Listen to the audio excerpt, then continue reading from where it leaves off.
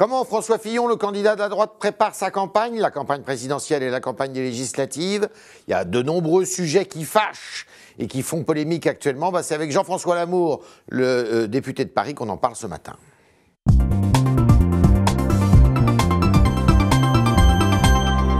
Jean-François Lamour, bonjour. Bonjour. Et proche de François Fillon, toujours proche, dans toutes les circonstances, vous avez été à ses côtés. Alors, qu'est-ce qu'il faut comprendre à ce sujet sur la sécurité sociale qui fait grand bruit? François Fillon a retiré du site internet de campagne les mots qui fâchent. En gros, que ce ne serait que les soins longs et lourds qui seraient remboursés par la sécurité sociale, le reste étant renvoyé aux mutuelles. Qu'est-ce qu'il faut comprendre à ça? Il faut déjà comprendre que le soi-disant modèle social que tout le monde veut préserver n'existe pas. La sécurité sociale, ça va être encore pour cette année un trou de 3 milliards d'euros. Oui. Je ne sais pas, on attend 4 ou 5 mois pour avoir un rendez-vous avec un spécialiste. 5 heures ou 6 heures aux urgences dans les hôpitaux. Un système hospitalier qui ne parle pas, en tout cas qui ne travaille pas en bonne intelligence avec le réseau de villes. Donc vous voyez bien que notre modèle, en particulier en matière d'accès aux soins, il n'existe quasiment plus. D'accord. Autre élément, parce que c'est chez le pharmacien ou chez le médecin avec ma carte vitale, c'est bon. Hein. Oui, c'est bon, mais vous trouvez pas aussi vous trouvez pas aussi que c'est une sorte de déresponsabilisation que de faire en sorte de nous faire croire que ce soin et cet accès finalement aux médicaments est gratuit. Donc ça, ce que vous appelez le tiers payant, c'est-à-dire le fait d'aller chez le pharmacien sans payer, général. Évidemment, il faut, je crois, en dehors effectivement des maladies longues, responsabiliser à nouveau le patient. Ce qu'avait dit François Fillon. Et il l'a d'ailleurs très très bien dit dans une tribune qui est parue dans votre quotidien. Il a dit, il nous faut maintenant permettre à ce système de sécurité sociale de perdurer. Parce qu'aujourd'hui... Mais est-ce qu'il retient ce qu'il a dit ? Non mais aujourd'hui, il ne faut pas nous faire croire que ce système fonctionne bien. J'ai rappelé effectivement l'ensemble des défauts du dispositif et du fait que dès aujourd'hui, dès maintenant, c'est une médecine à deux vitesses.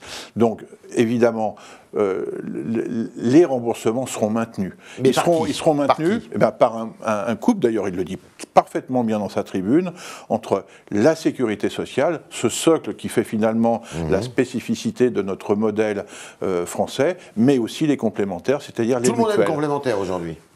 Ce n'est pas le cas. Seuls les salariés ont une complémentaire. Il faudra effectivement que les autres travailleurs, les autres actifs dans notre pays aient une complémentaire. C'est bien là tout l'objet, effectivement. D'où l'idée de l'agence, là. Bien sûr, c'est bien. C'est encore un comité Théodule que vous allez créer, là. Non, parce que dans le même temps, comme vous avez pu le voir, ils suppriment les ARS, les agences régionales de santé, qui ne servent strictement à rien. Je croyais qu'elles régulaient le système hospitalier. Rien. Elles ne font que perturber le bon fonctionnement du système hospitalier local. D'ailleurs, tous les élus, droite comme gauche, tous les élus locaux se plaignent du mauvais fonctionnement des ARS. Donc vous me demandiez une simplification, en voilà une. C'est-à-dire avoir un outil de régulation au niveau national, mais laisser vivre les services hospitaliers locaux. Autre élément, le système hospitalier ne fonctionne pas à cause des 35 heures. Vous avez vu son souhait, effectivement, de passer de 35 à 39 heures. des urgences aussi. Est-ce que ça vous allez changer les urgences, par exemple? L'accès aux urgences. L'accès aux urgences, il sera évidemment... Quand j'ai mal à la tête, je vais aux urgences. C'est fini, ça? Il faudra plutôt aller vers un système de médecins de ville et de maisons de santé qui, vous le savez, aujourd'hui n'existent pas et qui créent des déserts médicaux, mais d'ailleurs pas simplement dans les zones rurales, également dans les grandes villes.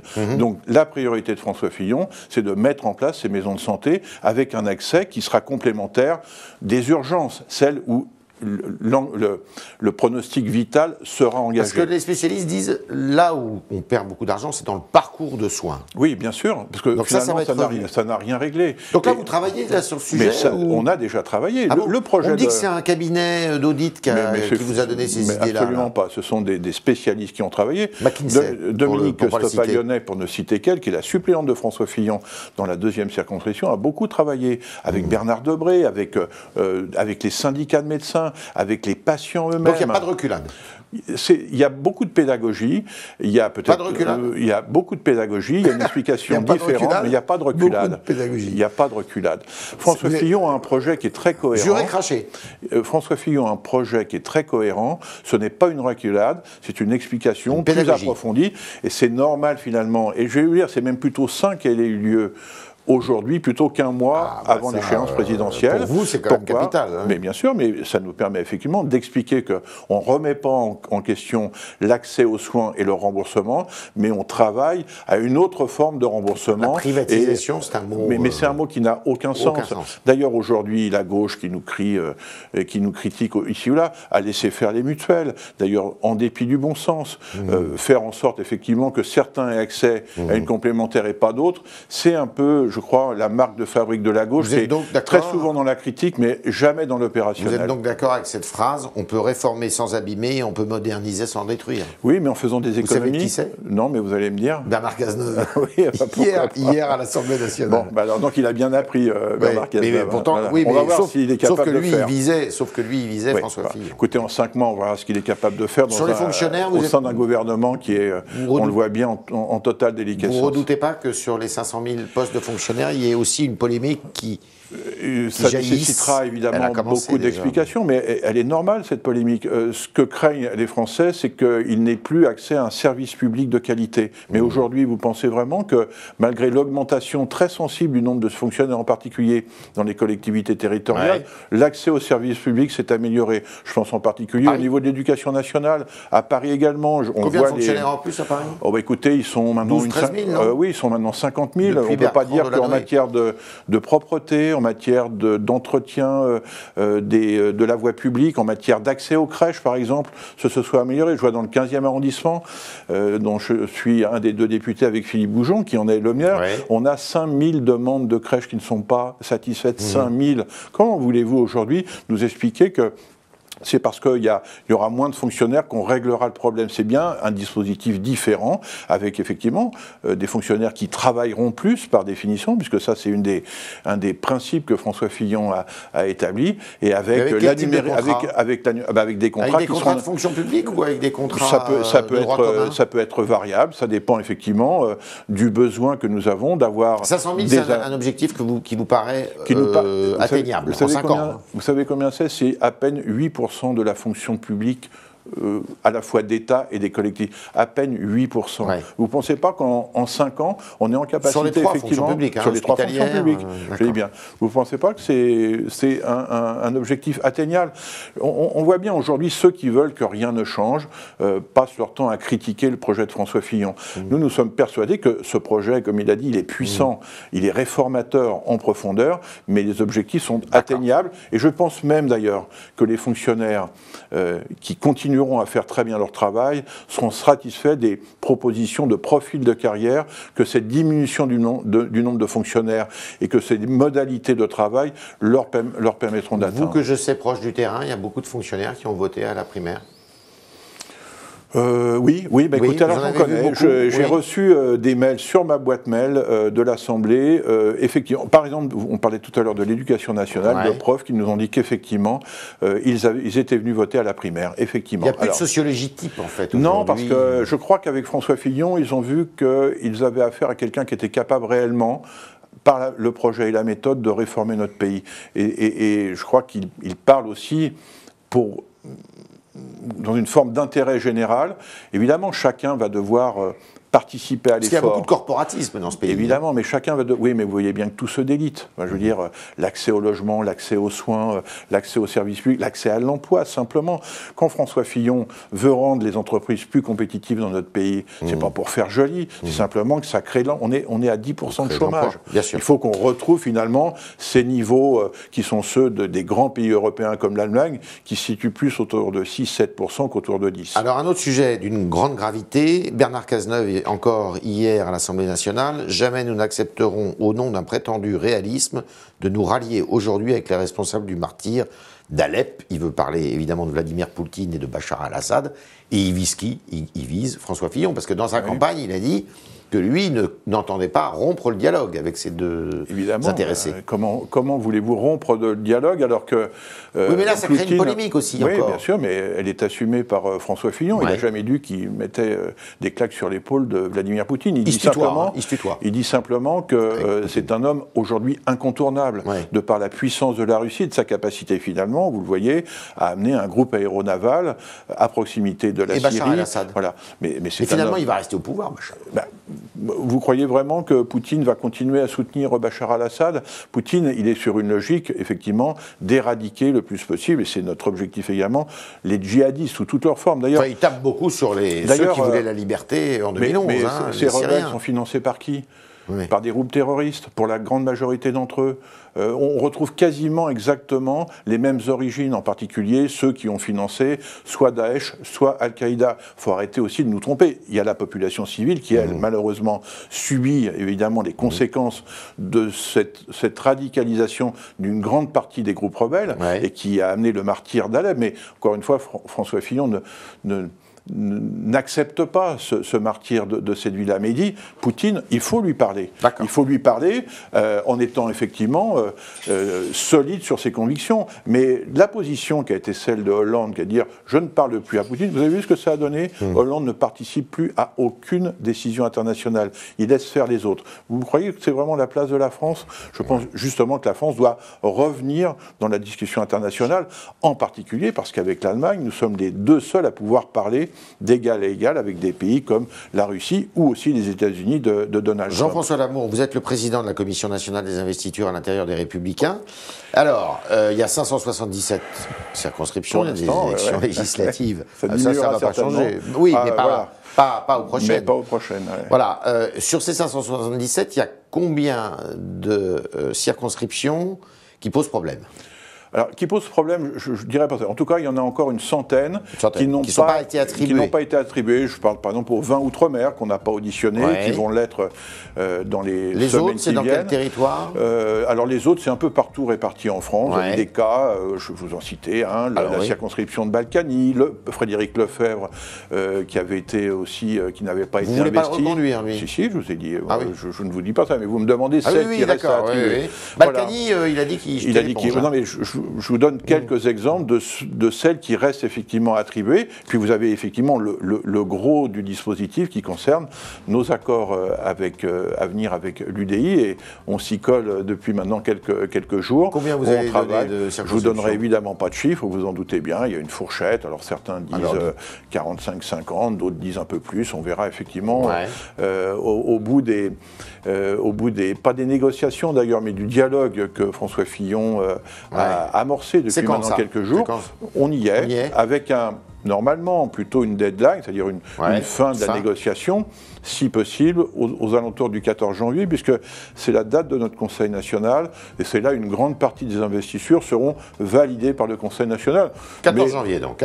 Mais ça ne veut pas dire que toutes auront trouvé effectivement une femme ou un homme, une femme je dis bien, ou un homme, parce que c'est important. Vous allez respecter la loi? On va faire vraiment en sorte d'atteindre cet objectif. C'est pas facile, mais des efforts ont été faits par la précédente CNI. Il faudra évidemment qu'on maintienne cet effort. Et il y a le problème du cumul des mandats, puisque François Fillon veut respecter le non-cumul précisément des mandats. Entre un mandat exécutif et un mandat de parlementaire national. Sans trahir de secret, c'est plutôt aujourd'hui sa position, en particulier parce que, et ça je vous parle à titre personnel, moi j'ai du mal à imaginer que, alors que le pays demande des réformes très profondes, un effort commun pour redresser le pays, le premier texte qui arrive sur la table de l'Assemblée nationale soit celui de la remise en question des problématiques de cumul. Donc, alors ça concerne combien de circonscriptions là? C'est à François Fillon à prendre sa position, mais en tout cas, moi je vous donne plutôt mon analyse que ça me semble pas être la meilleure des façons pour expliquer aux Français que tout le monde doit aller ensemble vers l'objectif de redresser notre pays. Combien de circonscriptions concernées par le cumul? Écoutez, ça sera, je pense, de l'ordre d'une petite centaine à peu près. C'est essentiellement les députés maires ou les députés qui sont également présidents de... Sénateurs maires ou sénateurs maires, bien sûr. Mais là, on est dans une logique essentiellement de législative, bien que le Sénat arrive très vite derrière. Et puis ceux également qui sont à la tête d'exécutifs comme les régions. Et je comprends parfaitement leurs interrogations. Alors là, il y a des noms connus, Wauquiez... Bien sûr. Eux, je leur laisse du temps, parce qu'on peut comprendre également que, déjà, ils prennent bien la mesure de ce choix. Puis deuxièmement... 14 janvier aussi Non, pas du tout. Je leur laisse du temps. Pourquoi? Parce que en annonçant peut-être leur retrait de l'Assemblée ou de leur mandat local, ils ouvriraient à ce moment-là des guerres de succession, dont vous comprendrez qu'elles ne seraient pas très utiles dans la période présidentielle et législative. On peut aller jusqu'à quand, là, pour cela? Le plus tard possible. Après, tout dépend si le candidat potentiel a besoin de faire beaucoup campagne ou pas. J'aimerais bien que ça se fasse quand même assez vite. D'ici à la fin du mois de janvier, quoi. Oui, disons d'ici la fin du mois de février. L'organigramme, normalement, c'est demain que François Fillon le présente. Vous êtes dedans? J'en sais rien, on verra. Alors ça, c'est l'organigramme, qu'on ne se trompe pas, non pas des Républicains, mais l'organigramme de la campagne. De la campagne, c'est pas le shadow cabinet non plus? Non plus. Alors, je pense que François Fillon, dans ce domaine, a préféré attendre un peu. Il a vu effectivement que quand on a parlé de la sécurité sociale, s'est abattu sur ses épaules, on l'a vu, un tombeau de crédit, donc il n'a pas non plus envie d'exposer trop ceux ou celles auxquels il pense. Voilà, et il veut avant tout exprimer dans les détails son projet, et donc il y a encore un petit moment comme je dis, de pédagogie, sécurité sociale, fonctionnaire. Donc ça, je pense que ça viendra un petit peu plus tard. Nathalie Kosciusko-Morizet était candidate à la primaire. Elle peut rester la patronne du groupe au Conseil de Paris? Oui, parce que Nathalie, malgré effectivement beaucoup de temps passé à sa primaire, a toujours très bien travaillé au groupe. Vous entendez bien avec elle, hein? Je m'entends avec elle, voilà. On n'est donc pas d'accord sur. Je m'entends avec elle. Entendez, mais pas toujours bien. Si vous me demandez, c'est pas une question. Vous me posez une question de savoir si elle doit rester à la présidence du groupe. Je vous dis qu'elle a fait son job alors qu'elle était candidate à la primaire. Circulation alternée? C'est pas une solution. On a vu que la pollution ne diminuait pas, avec les embouteillages non plus. Donc on voit bien qu'aujourd'hui, Hidalgo est allé beaucoup trop vite dans cette fermeture des voies rive droite. Vous savez, quand Delanoë avait fermé rive gauche, il avait dit on envisagera la fermeture de la rive droite quand vraiment les transports en commun seront... C'est pas le cas. Quels transports ont été améliorés? Aucun. Donc aujourd'hui, c'est une embolie du cœur de Paris. Elle est sectaire, Madame Hidalgo, pour vous? Elle est très idéologue. Et je trouve que ça nuit finalement à la bonne gestion d'une grande ville, d'une grande métropole comme Paris. Et là, elle est en train de s'enfermer dans une impasse, et cela au détriment des Parisiens et des Franciliens. C'était le talk de Jean-François Lamour qui nous a dit pas de recul sur la sécurité sociale, simplement de la pédagogie. Et il nous a dit aussi bien que d'ici au mi-janvier, les quelques circonscriptions qui font encore débat à l'intérieur des Républicains seraient arrêtées. On connaîtrait les candidats. Et pour ceux qui cumulent, ça sera un peu plus tard, peut-être la fin février. Jean-François Lamour qui va maintenant répondre à vos questions avec Mathilde Sirot.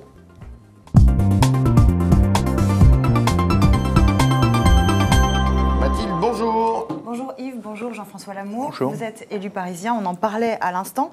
Anne Hidalgo vient d'annoncer que la Tour Eiffel serait ce soir éteinte en soutien à la ville d'Alep. Qu'est-ce que vous en pensez? Oui, c'est un symbole, c'est une ville martyre. Donc il faut effectivement envoyer un message à cette population civile qui, depuis des années, souffre. Mais au-delà de ça, il faut maintenant des solutions pragmatiques. On le voit aujourd'hui, la France est totalement à l'écart d'une solution à la fois militaire et politique. Militaire, puisque nous sommes plutôt engagés au travers de Chamal sur la partie irakienne. Le porte-avions est en train de revenir. Je crois qu'il est arrivé d'ailleurs en rade de Toulon ce matin à l'aube. Mais en termes politiques, nous sommes totalement à l'écart des quelconques négociations. C'est bien simple. Alors, on peut toujours envoyer sur le Conseil de sécurité cette nuit, non? Oui, mais pour encore une fois, des conséquences qui sont extrêmement minimes. Donc, le rôle du futur président de la République, c'est justement de revenir dans ce champ international dont nous sommes aujourd'hui totalement écartés. avec des convictions, avec aussi un regard évidemment sur ce qui se passe à Alep et un peu partout en Syrie et en Irak, mais aussi avec cette capacité à peser. Aujourd'hui, nous ne pesons plus rien. Voilà tout l'enjeu effectivement qui sera proposé au futur président de la République. Revenons à la campagne présidentielle. On a un commentaire qui nous parvient en direct qui nous dit « Celui qui touchera à la sécurité sociale sera battu ». Est-ce que le risque pour François Fillon, ce n'est pas finalement d'être perçu comme un candidat qui porte des mesures profondément impopulaires? Mais contrairement à ce que pense votre auditeur, votre internaute... Erika. Voilà, Erika, c'est justement en ne touchant pas à la sécurité sociale qu'il y a un risque de la voir disparaître, ou qu'on ait encore plus une médecine, un accès à la médecine, aux soins à 2 vitesses. Ce que veut François Fillon, c'est permettre justement que ce panier de soins reste le même, avec des systèmes de financement et de remboursement différents, en particulier en faisant appel, non pas comme on l'a dit au privé, mais aux mutuelles. Voilà. Et vous voyez, c'est, je crois, la grande différence entre François Fillon et un certain nombre de ses concurrents, tant à la primaire que, évidemment, à gauche et encore plus à l'extrême droite ou au Front National. C'est qu'il veut réformer en profondeur notre pays. Et il le fait de manière cohérente, tant sur l'accès à l'emploi, avec la compétitivité des entreprises, que les services publics qui souhaitent remodeler en profondeur. Vous allez répondre à cet autre internaute qui nous suit en direct, c'est Anthony. Il nous dit « Je suis en train de passer le concours de la police.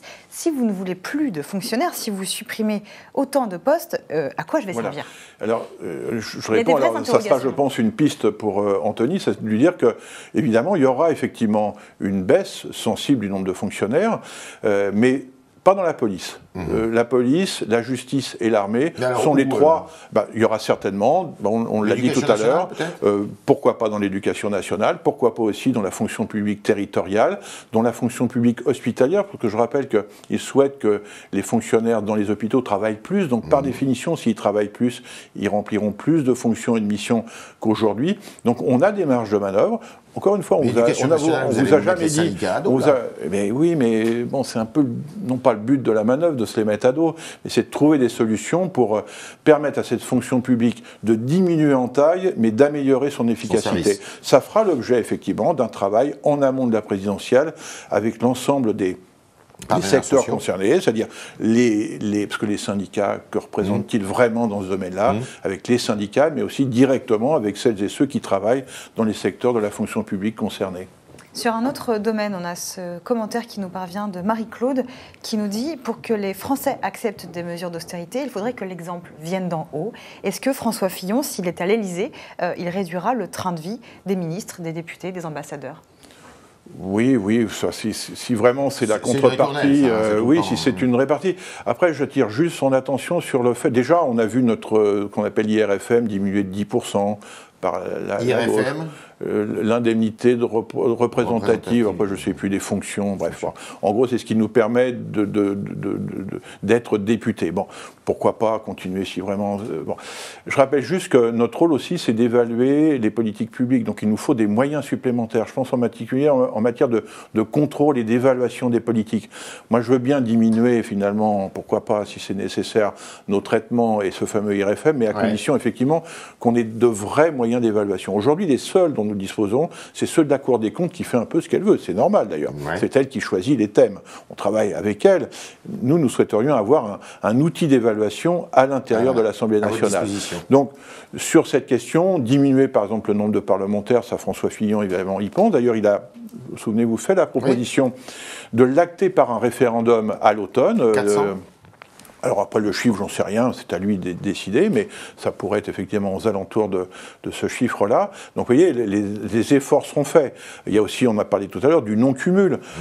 Voilà, ça fait partie des évolutions demandées par la société civile. Je rappelle juste une chose, il ne faut pas non plus que nous perdions tous nos moyens d'action. Si nous sommes le petit doigt sur la couture du pantalon sans aucun moyen d'évaluation, alors c'est le pouvoir aux extrêmes et à l'administration. Et je pense que le pays ne peut pas supporter que nous n'engagions pas, à titre politique, au niveau national et international, un plan de réforme profond. Vous serez candidat, vous, à votre réélection ?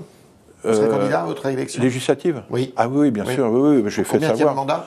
Ben, ça sera mon troisième et je pense que c'est très bien 3 mandats. C'est quelque chose de parfait. Voilà. Une dernière question. Vous savez que beaucoup d'étudiants nous suivent pour l'émission Le Talk. Quel programme pour l'enseignement supérieur nous demande Auguste, en quelques mots? Alors, en quelques mots, résumé. Davantage d'autonomie. Ça a déjà très bien fait par Valérie Pécresse. Je pense qu'il faut poursuivre cette autonomie. Ça ne veut pas dire là aussi privatisation, mais vous voyez, on le voit, le rôle des universités dans les pôles de compétitivité. Par exemple, j'étais l'autre fois à Polytechnique sur le plateau Saclay, à Palaiseau. On voit que ça commence, mais que ce n'est pas encore une véritable intégration, une véritable mutualisation des moyens. On est en train de créer des mastodontes, mais la fluidité n'existe pas véritablement.